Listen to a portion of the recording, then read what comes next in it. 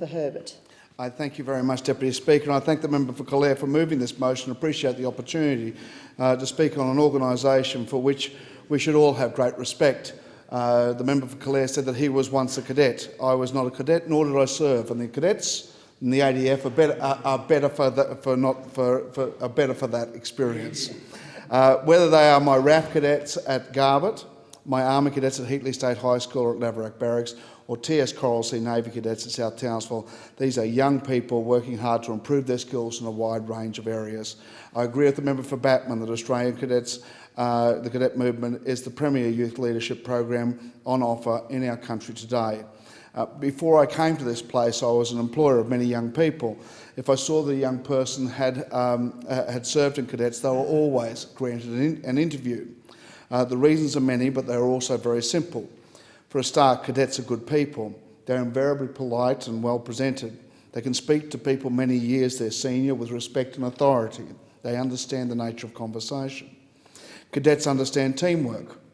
They know that not everyone can be a star and some have to do the hard yards so all can win. They know that if they have a hard yards role, they will do it with a smile on their faces and a sweat on their brow as they push their team to success. They listen. They listen. This is an often overlooked and is a quality many of us in here could do with a refresher. The ability to take instructions and follow through without constantly having to be reminded of the duty is a cost saving to every business and every organisation. Madam Speaker, they can tell the time and understand that punctuality is indeed a virtue. Cadets learn some personal discipline and respect for themselves and for others. Cadets are proud but not narcissistic. They have pride in themselves and in their teams. In a world where we are seeing children riding around the streets in the middle of the night, you can bet your bottom dollar that none of them are cadets. More than anything, cadets are up for the challenge. They're constantly shifting out of their comfort zone, trying things they have never done before and succeeding. Even when they fail, it is a success because they have tried, they will analyse and then they will overcome. Cadets do need support and they do need to be housed. In my city, TS Coral Sea, my Navy cadets are going to be without a home in 2017. We are working very hard with the Parliamentary Secretary, Darren Chester, the member for Gippsland in this area, to make sure that there's a transition that is very smooth. Laverack Barracks is a great Army base, but it's not a great place for kids. And the barracks there for my Army cadets, there are demountables, and I'd love to see a permanent home for them either on that base or somewhere near that base. That's easy for kids to get onto school, get onto base, be it by push bike or with parents. We're all working together. I agree with the member for Calare when he raised this motion that these things just don't happen. It takes an enormous amount of effort from parents and volunteers and veterans and current serving members of all staff.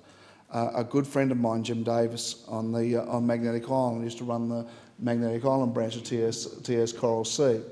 Jim's an old salt, and he has done a tremendous service for his country, but he's not up to handling a bunch of cadets anymore.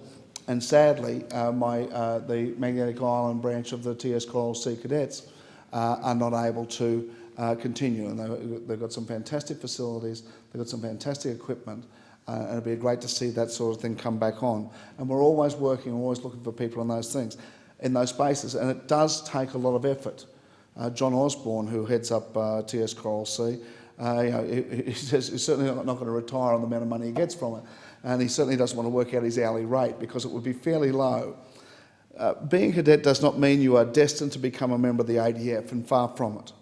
Being a cadet is a role unto itself and will set you up for life knowing that there is nothing in this world that cannot be overcome if you plan properly and carry out that plan.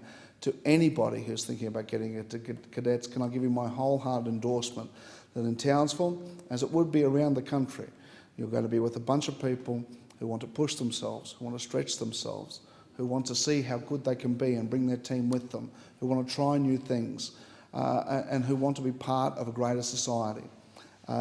We are lucky in this place to be surrounded by people who genuinely care about their communities. And I think Cadets is right in that space. I'm very proud to be in a city that has so many cadets, and I'm very proud to be in a city that takes its young people so seriously. and I thank the House. I thank the member